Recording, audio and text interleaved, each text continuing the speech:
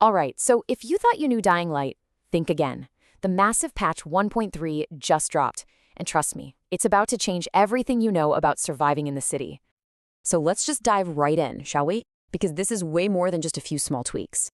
We're talking about a genuine game changer here. There's new content, some really intense events, and a whole mountain of fixes. So let's break down what this actually means for you. First up, let's talk about the thing we all love, combat. The developers have completely re-engineered the way you fight. We're talking smarter enemies and some finishers that are, well, they're truly brutal. Get ready, because it's a whole new level of intensity. Okay, this is cool. Your enemies are no longer just mindless drones.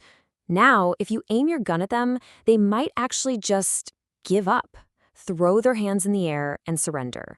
This adds this fascinating new tactical layer to every single fight. Do you trust them, or is it a trap? Well, that choice is entirely up to you. And for the ones who don't surrender, well, let's just say there are 9 new ways to make them seriously regret that decision.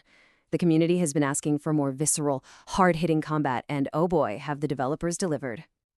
And look at this, there's something here for every playstyle. It doesn't matter if you prefer the speed of a knife, the raw, crushing power of a sledgehammer, or getting up close and personal with some knuckle dusters, there is a brand new, gory finisher just waiting for you to master it. Okay, moving on, let's talk events. Because there is some seriously exclusive gear up for grabs this week, and the entire community is going to have to work together to unlock it.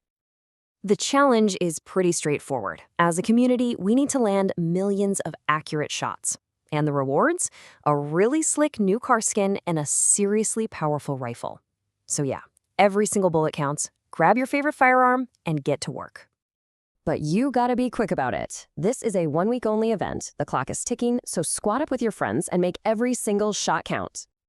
But wait, that's not all. A legendary battle royale is crashing its way into the world of Dying Light, and it is bringing some of the most iconic gear you can imagine with it.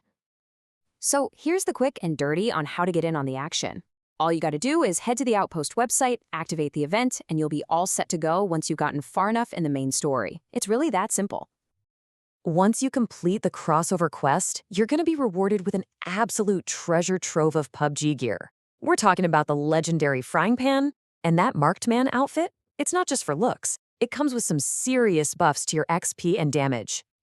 Now remember, this is a limited time thing. You've only got until November 21st to get your hands on that iconic frying pan. You do not want to miss out on this.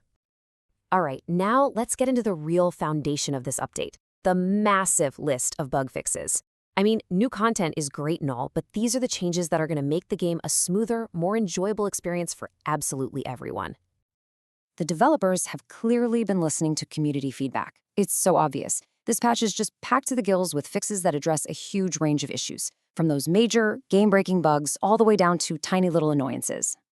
So, if you have ever been frustrated by a broken quest, or gotten yourself stuck in the scenery, and let's be honest, who hasn't, you'll be happy to know that a ton of those progression-blocking bugs have finally been squashed. This is amazing news for anyone who's had their playthrough cut short by a technical hiccup. You can expect a much smoother experience now, especially in co-op.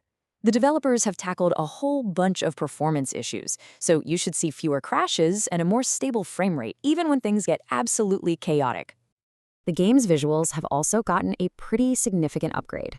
The devs have fixed a whole host of graphical glitches, everything from weird lighting and wonky camera angles to floating weapons. The result is just a more immersive and visually stunning world to explore. And finally, we've got a bunch of quality of life improvements. We're talking a more responsive UI, much clearer audio, and a ton of corrected text. These might seem like small changes, but believe me, they add up to a way more polished experience overall. Last but not least, let's talk about balance. The developers have tweaked the game's economy and a bunch of gameplay mechanics to make your time in the city feel more rewarding and, frankly, less of a grind. Yes, so the whole economy has been rebalanced for a much smoother progression. You're going to find more high-tier crafting materials, upgrades are going to be cheaper, and vendors will actually have a better selection of gear. What that means is less time grinding and more time fighting. And to top it all off, your survivor allies are now way more effective in a fight. So this patch has really transformed the city. It's deeper, it's deadlier, and it's a much more polished playground. The only real question left is, With all these incredible new changes, what are you going to dive into first?